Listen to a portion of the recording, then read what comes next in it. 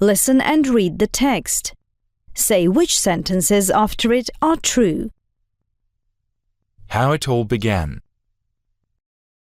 A lot of Russian cities have Kremlins. We can see them in Pskov, Novgorod, Tula, Smolensk, and in many other places. But the Moscow Kremlin stands out from them. People think that Moscow began in 1147. It was the year when Prince Yury Dolgoruky of Suzdal sent Prince Svyatoslav a letter. He wrote, "Come to me, my brother, to Moskovy." In those days, all the buildings were on the territory of the Kremlin. It stood high on the bank of the Moskva River. To defend Moscow from the enemies, they built the first wooden wall around the Kremlin. The city grew very fast, and soon new houses appeared behind the Kremlin wall. But the Kremlin was still the most important place in Moscow.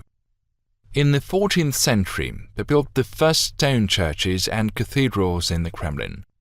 Later, Dmitry Donskoi decided to build a strong wall of white stone and tall white towers around it.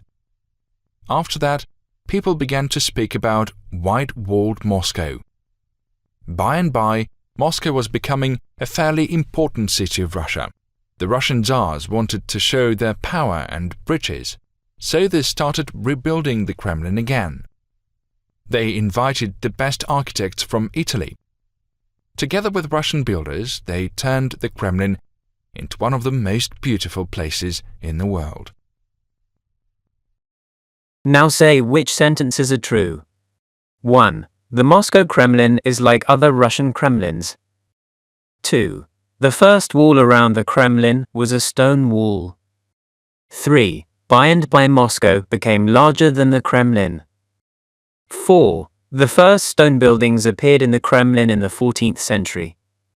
5. Dmitry Donskoi made Moscow a city of white walls. 6. Some architects came to Russia from Italy.